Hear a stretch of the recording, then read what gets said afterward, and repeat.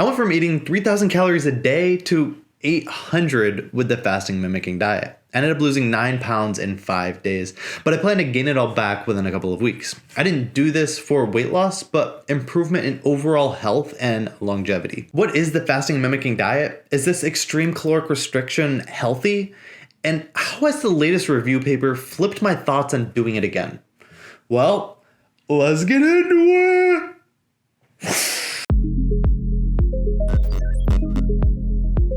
The fasting mimicking diet is a type of caloric restriction. It's designed to mimic fasting without fasting.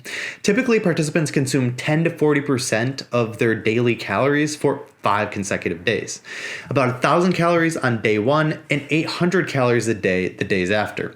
I typically consume 3,000 calories, so that's a mere 27% of my typical caloric consumption. But those calories are nutrient dense to prevent malnutrition.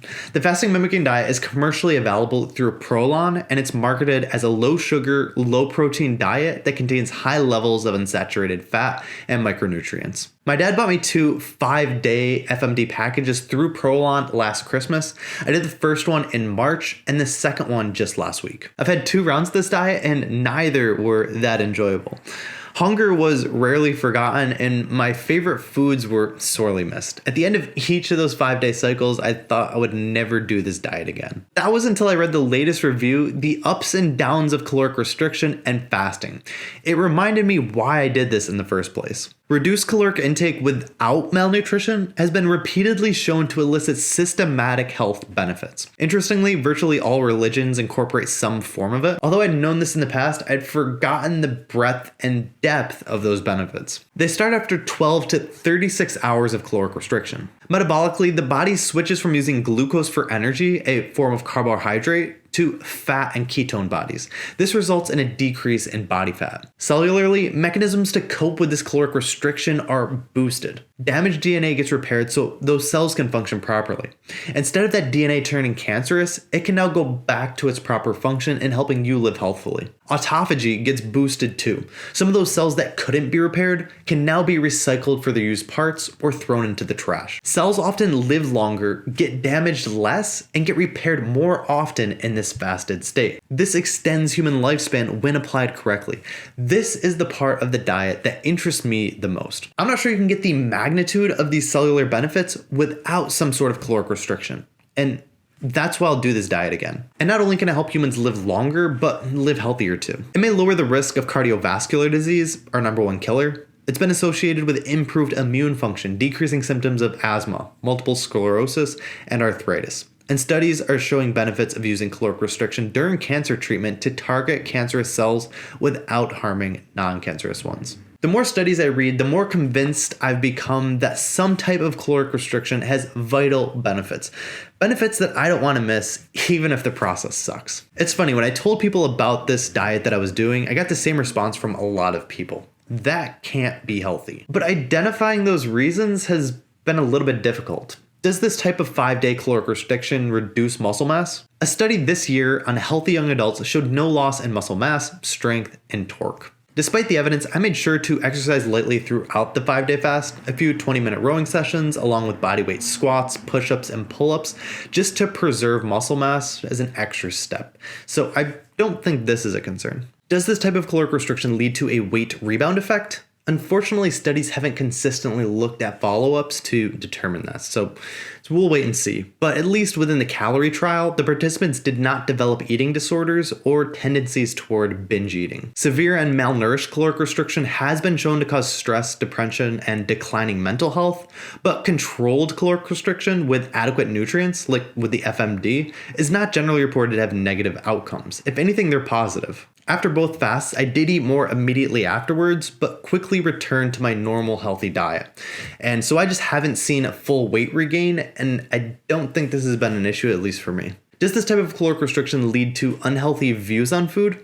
This is something that I never thought of during my first 5-day fast. I was constantly hungry the whole time and just excited to get back to my normal healthy diet.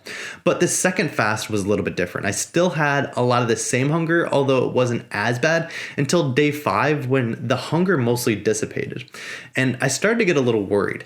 Would I not want food again the next day? Is it possible that I would no longer want to eat again.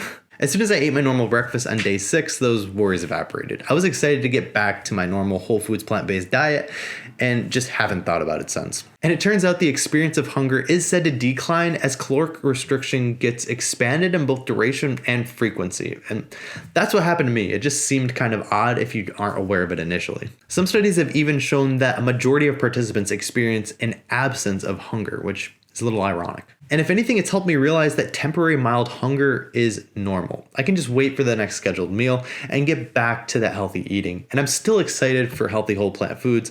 So for me, I haven't had any issues with views on food. So I'm on the final day, day 5 of the fasting mimicking diet. I am hungry, but feeling decent, and just want to give you guys an idea of what a day of eating looks like. So let's pull out box 5, everything that I'm going to eat today, and see what's inside. So first thing we have is this L drink. It is a proprietary glycerol mix. It is designed to be sipped on throughout the day and is supposed to prevent muscle mass loss, even though you're in a caloric deficit, but it kind of just tastes like flavored water. You mix this in with a bottle of water and then just sip it throughout the day. So I've already poured this in here and started sipping on it today. For lunch today, I'm gonna have an L bar, which is a proprietary nut-based bar. So it's just a nut-based granola bar, high in fat, high in protein, and it tastes pretty decent. I mean, when you're starving, everything tastes decent, but you get one of these every day. I tend to eat it with lunch along with one of the soups. So today, tomato soup mix. I'll have this soup in this bar for lunch today, and that is lunch. For dinner today, I will have some almond and kale crackers. Some days have crackers, some days have olives. I've never enjoyed olives until I've been on a fast, and when you are very hungry, everything tastes great. So I look forward to the olives. I'm curious to know, will I still enjoy the olives after the fast? But I'm kind of disappointed that today is not an olive day, although the crackers are good too.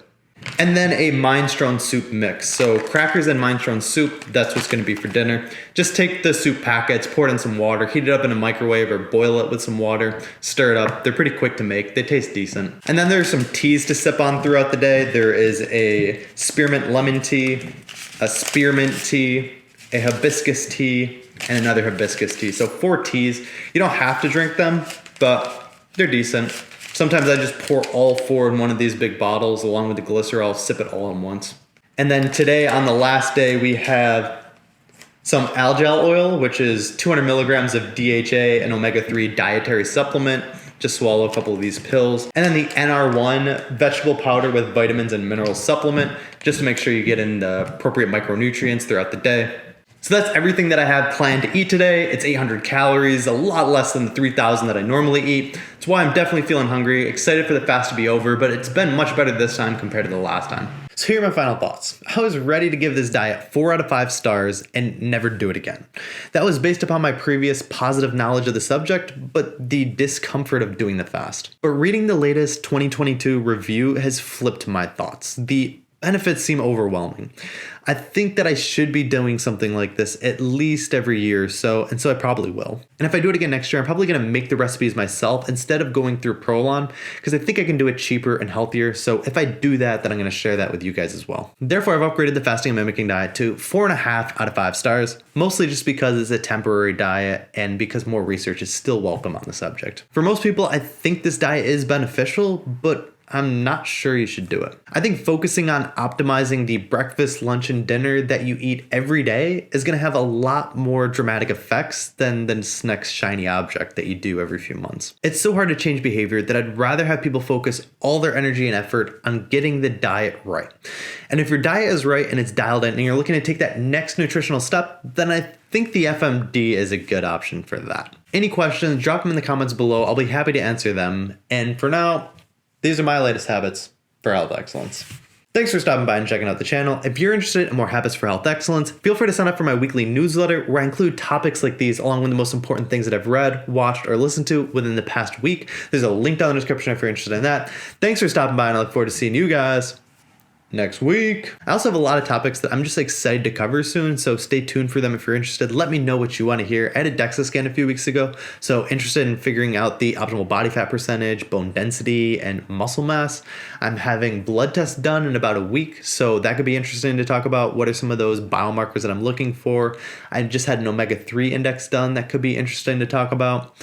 My dad has asked me about routines and efficiency, maybe at the supermarket or cooking, or what does my daily structure look like? How do I get everything done in a day? How do I do it efficiently? So lots of cool stuff, lots of things I'm excited for 2023. Thanks for sticking around, guys. And I'll see you next week. Bye.